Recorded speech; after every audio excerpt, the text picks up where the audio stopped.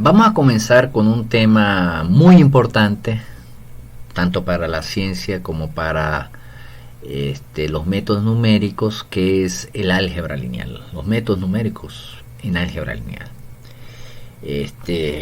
Aquí nos dice que es fundamental tanto para el análisis científico, ingenieril, como para los métodos numéricos, ya que en el mundo donde vivimos es multifactorial, multidimensional también.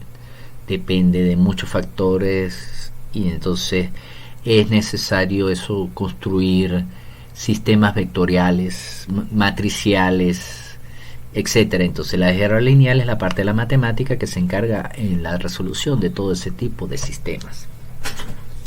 Entonces por eso es muy importante tener un buen conocimiento de la misma. Ahora vamos a ver dos métodos inicialmente, la eliminación de Gauss y Gauss-Jordan. Entonces vamos a comenzar con un conjunto de n ecuaciones. Estas n ecuaciones están escritas de esta manera, aquí en la ecuación 1. Aquí tenemos n coeficientes para la variable x1 y n coeficientes para la variable xn. Y aquí tenemos los resultados de todas estas ecuaciones, o los términos independientes. A sub i son los coeficientes, x sub i son las incógnitas que vamos a tratar de hallar o que hallaremos, y y sub i es el conjunto independiente, son los términos independientes, es decir, que no depende de ninguna variable. Si uno del conjunto de los y sub i es diferente de 0, el conjunto es no homogéneo. Si todos son 0, pues es un conjunto homogéneo. Consideremos este conjunto y vamos a suponer que tiene una solución única. Entonces podemos aplicar la eliminación de Gauss, que es el Gauss hacia adelante y Gauss hacia atrás, y ya veremos en qué consiste.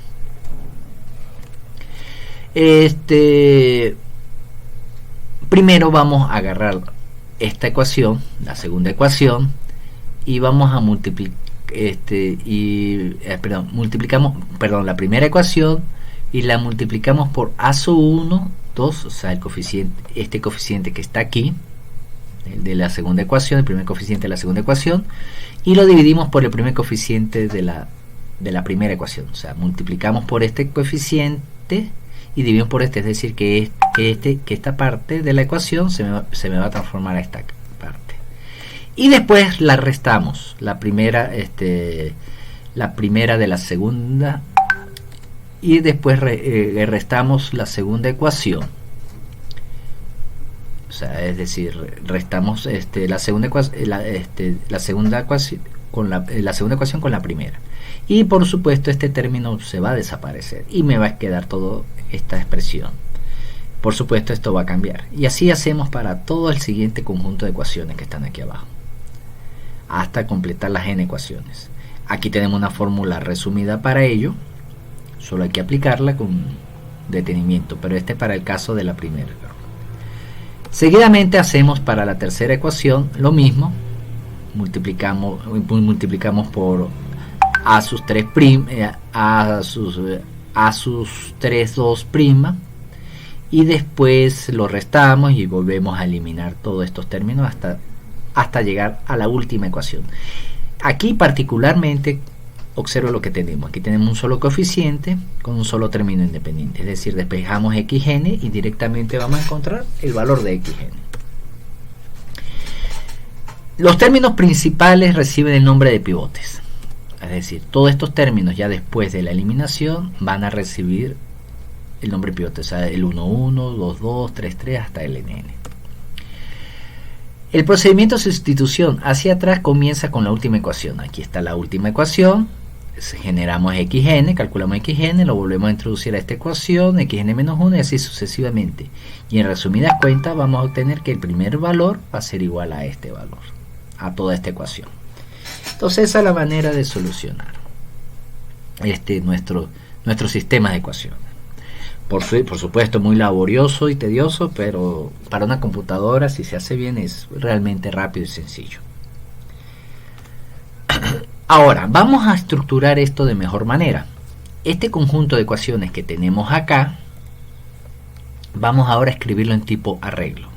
De allí vamos a sacar las matrices y los vectores.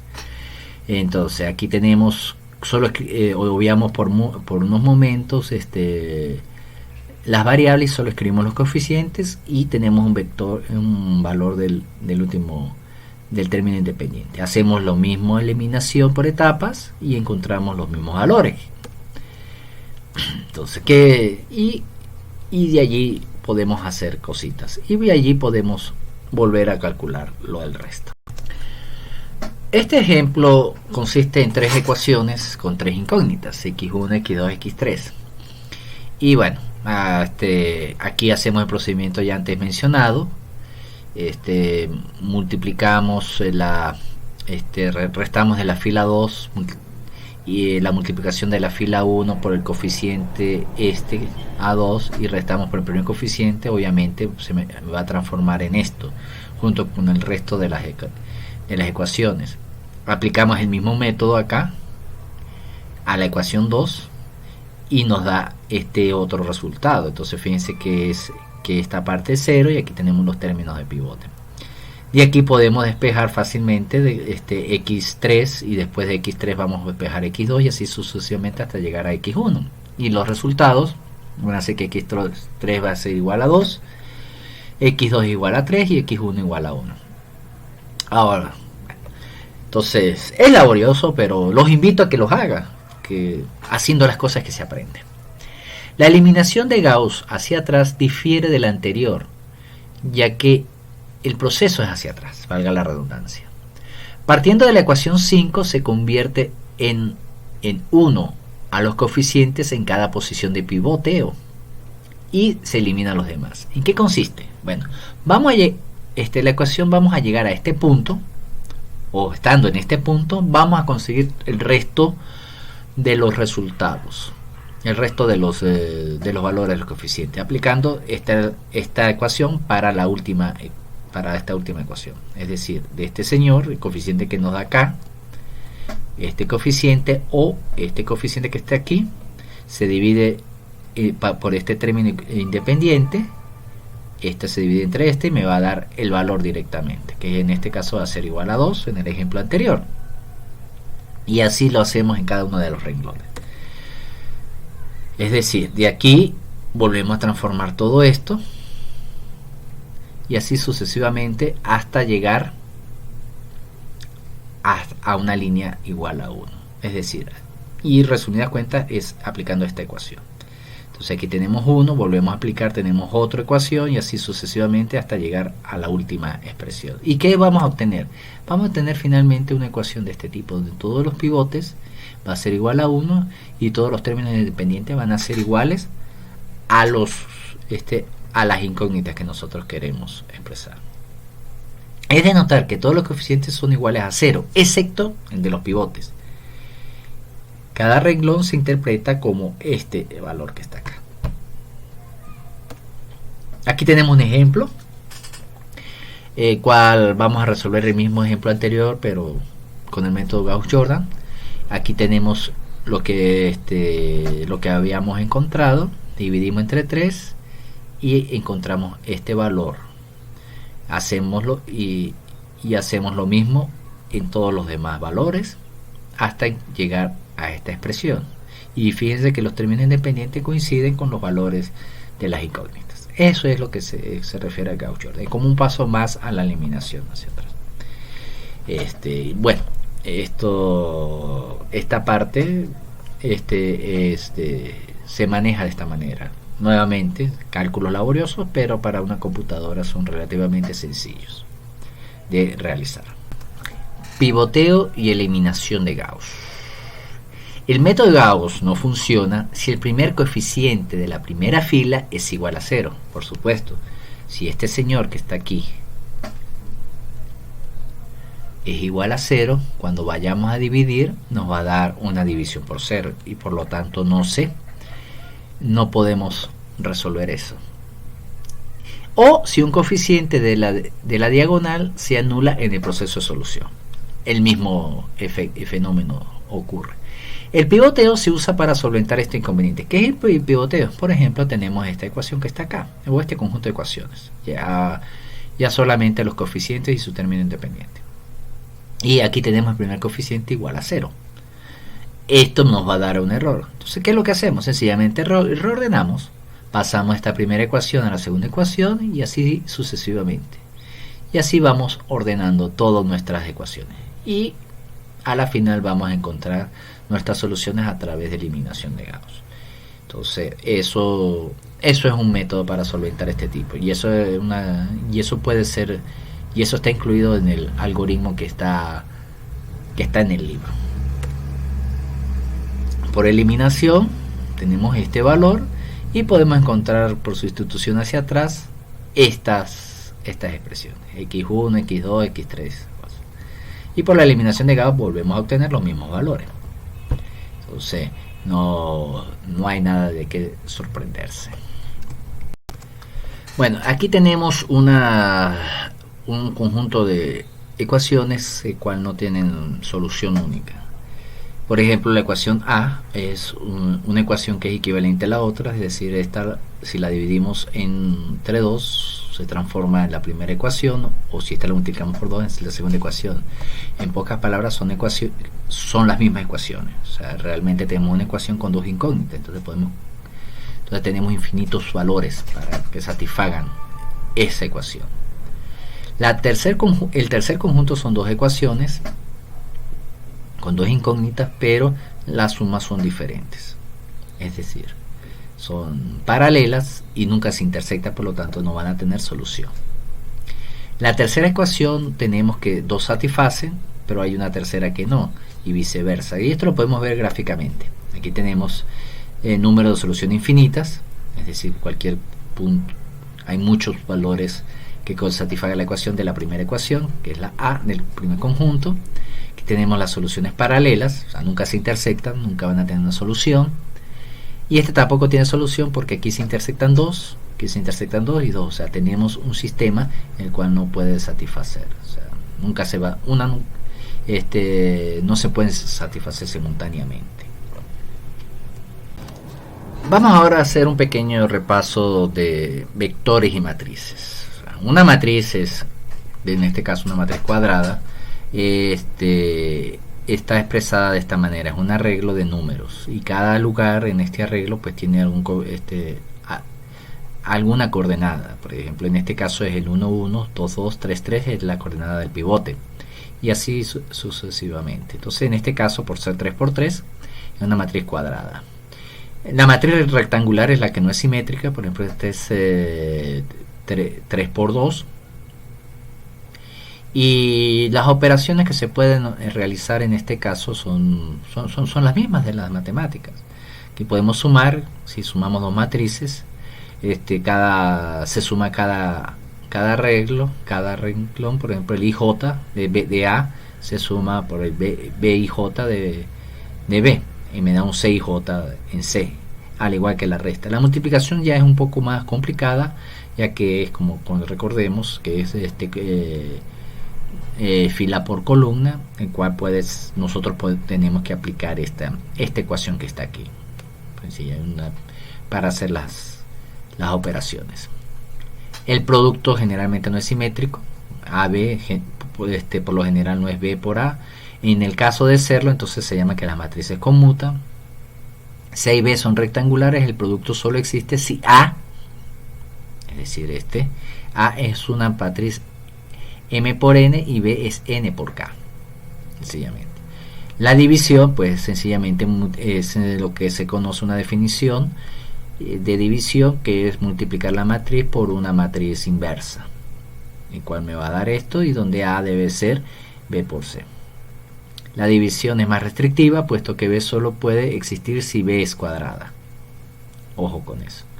Un vector columna es, como ya expresamos aquí, es una columna con coeficientes, y un vector renglón es un renglón con coeficientes. La suma y la resta de y por z va a ser de igual manera en los vectores, la multiplicación también va a tener que es un vector por columna. Y aquí tenemos unos ejemplos, cual vuelvo a invitarlos a que los hagan. No los voy a hacer acá, pero aquí se los voy a dejar planteados. Aquí tenemos un vector A, una matriz A, una matriz B, vector X, vector Y. Entonces hay que calcular todas estas operaciones. Aquí están las operaciones con sus respuestas. Los invito a que las hagan. Aquí hay una definición. Matriz nula es una matriz llena de ceros. A veces son muy útiles en programación. La matriz de entidades, donde tenemos el pivote igual a 1 y el resto de los de las diagonales, el resto de los valores es igual a 0. La matriz traspuesta es cuando, por ejemplo, tenemos esta matriz 2×2, donde tenemos 2, 3, 0, 5. Cambia que está en la última fila, pasa para columna, y la primera fila pasa para segunda columna. Si no es simétrica la matriz, que es 2×3, pasa a 3×2. La matriz inversa debe satisfacer esto, el cual es un vector de identidad que ya vimos previamente, que es este valor que está acá. El vector nulo es un vector lleno de 0, y los vectores unitarios que una de sus posiciones sea igual a 0. Por último tenemos la transpuesta de un vector, que es igual a un vector columna, pasa a un vector renglón. Vamos a ver qué es la inversión de una matriz, o la matriz inversa. Vamos a considerar nuestro sistema de ecuaciones lineales. Lo podemos resolver de esta manera, como la ecuación 7. Aquí tenemos la matriz de coeficientes, que va multiplicando al vector de incógnitas y el vector de términos independientes.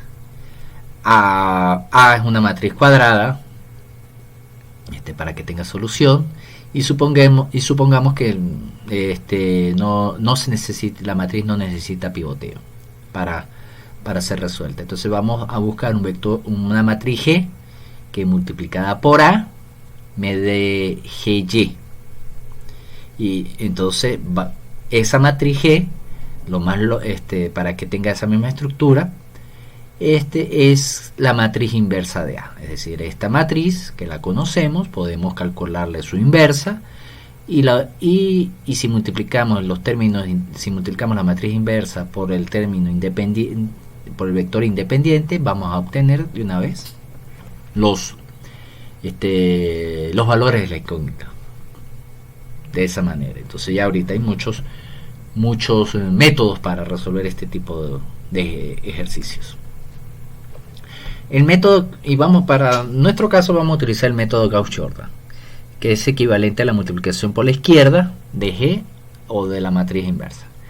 Vamos a escribir A de esta manera y lo multiplicamos por y colocamos aquí una matriz unitaria, que ya vimos, y vamos a transformarla a través de Gauss-Jordan de esta matriz a esta, y va a esta forma.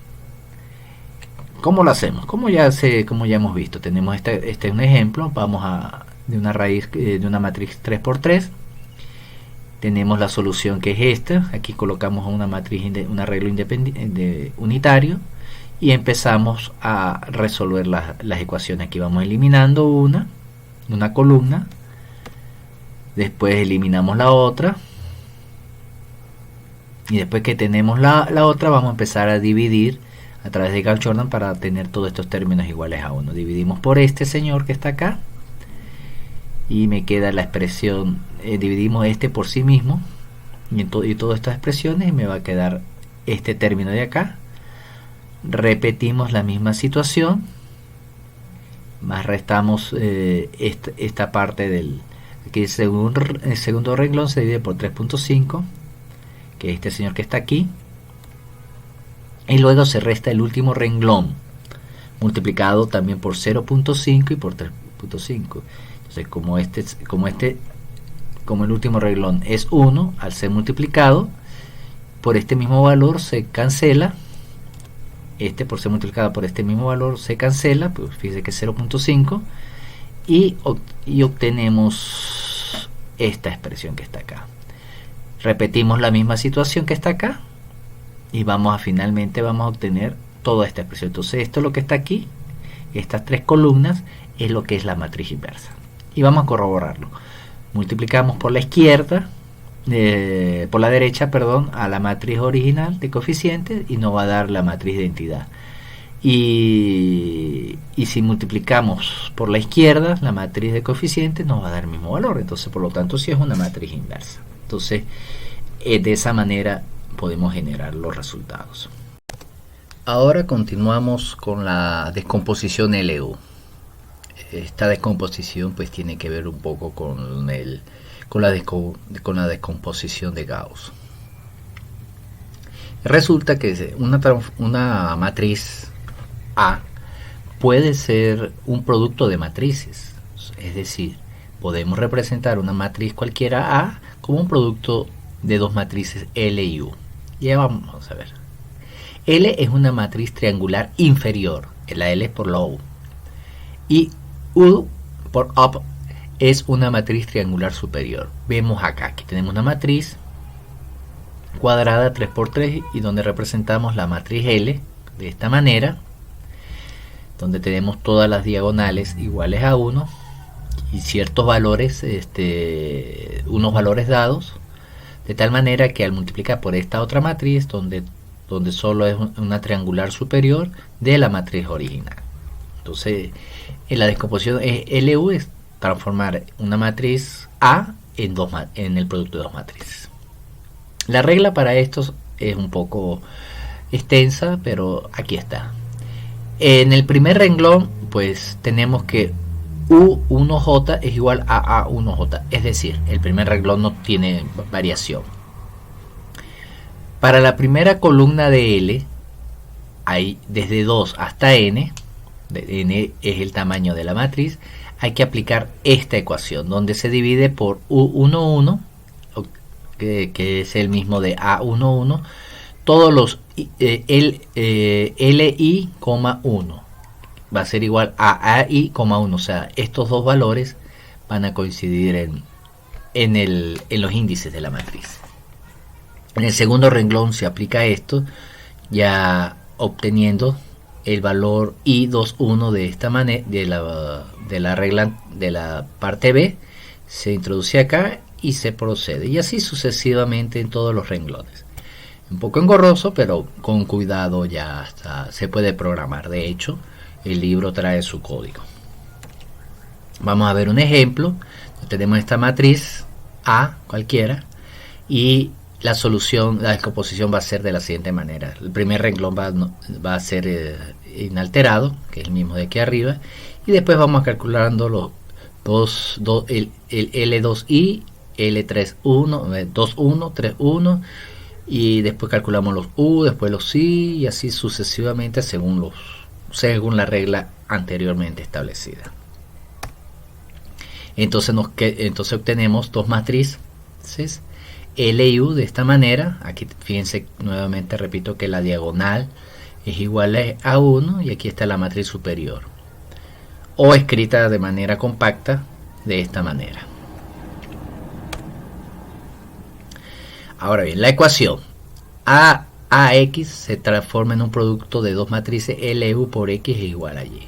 Entonces sea UX, vamos a denominarla como Z, entonces LZ va a ser igual a Y. Entonces Z va a ser aquí, va a estar expresada de esta manera, con lo cual podemos escribir que Z1 es igual a Y1, Z2 podemos identificar, obtenerlo de esta manera, y así sucesivamente tenemos los tres Z. Y después de los Z podemos obtener I con esta ecuación. Ya tenemos los Z, tenemos los U y podemos calcular los X. X3 va a estar por Z1 dividido entre U3, 3, y así, y X2 va a estar dividido va a estar dado por esta ecuación, y X1 por esta ecuación.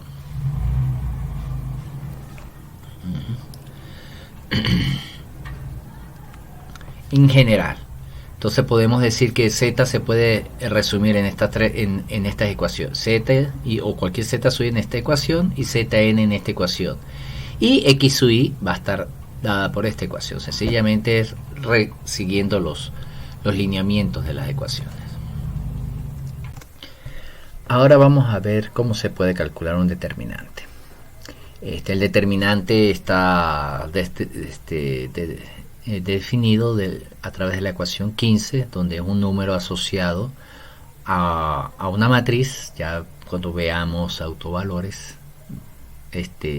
sabremos de qué se trata, donde la suma se hace sobre todas las permutaciones de los primeros subíndices, es decir, de estos que están acá, I, J, de A, y toma el signo más si la permutación es par y menos si la permutación es impar. Es decir, si tenemos aquí 1, 1, 2, es positivo, y si es impar, 1, 2 acá.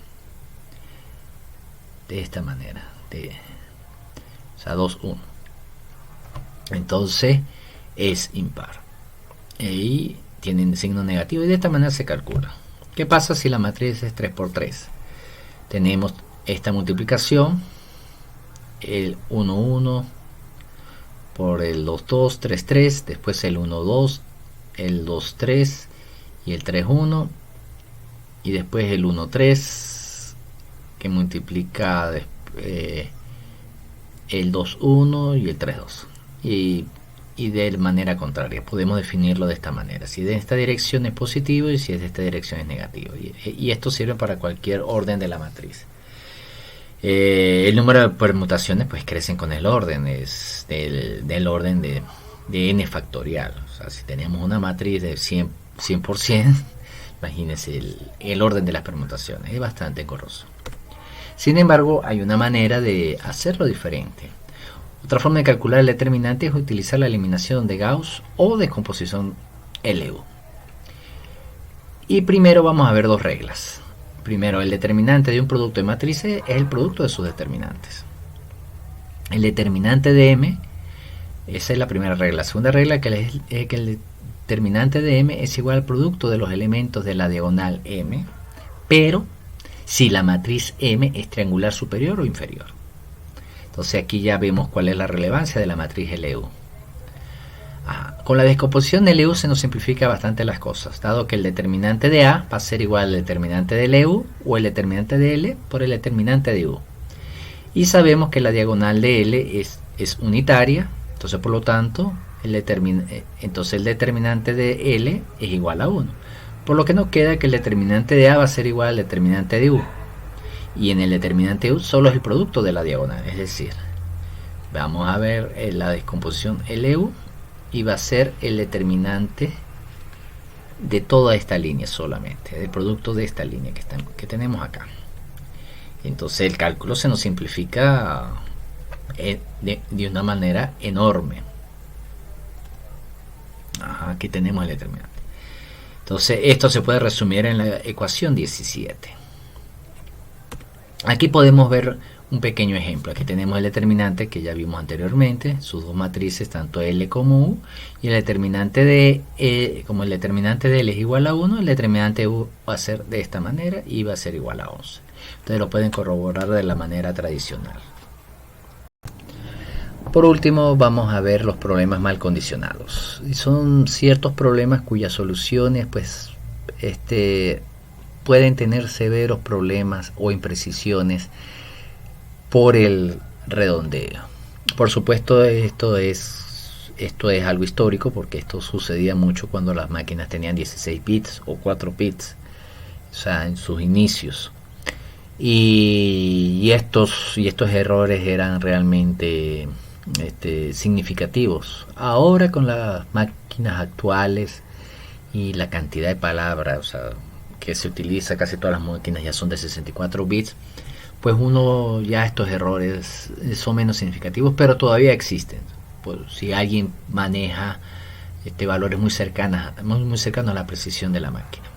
Y bueno, y tienen ciertas características. Un ligero cambio en los coeficientes provoca cambios significativos en la solución. Es decir, si uno varía ligeramente uno de los elementos, pues cambia totalmente, o puede cambiar totalmente esto. Y eso sobre todo para ecuaciones no lineales. Elementos de la diagonal tienden a ser menores que los elementos que no pertenecen a la diagonal. Es decir, si las diagonales son valores muy cercanos a cero con respecto a los a los que no pertenecen a ellos. Entonces ahí sí, o cercanos a la precisión de la máquina. Puede suceder también esto, que el determinante de A por el determinante de la inversa de A difiere significativamente de 1. En eso, eso puede suceder. El resultado de el inverso del inverso de A es distinto de A. También puede suceder, sobre todo con matrices con valores muy pequeños a la o muy cercanos a la precisión, al epsilon de la máquina. El producto de la matriz A por su inversa difiere en grado sumo de la matriz de identidad. Todo esto son errores, productos por la misma causa. Y la matriz inversa de la matriz de la inversa de la inversa difiere de la matriz de identidad, lo que es decir, que difiere de la matriz A por su inversa. Entonces, un ejemplo que aquí piden es la matriz de Hilbert, que es 4×4, y en esta matriz pues hay ese tipo de problemas. Sin embargo, pues en la máquina que utilizamos hoy en día, pues en mi caso no hubo el problema. Pero es un dato interesante y es necesario tenerlo en cuenta.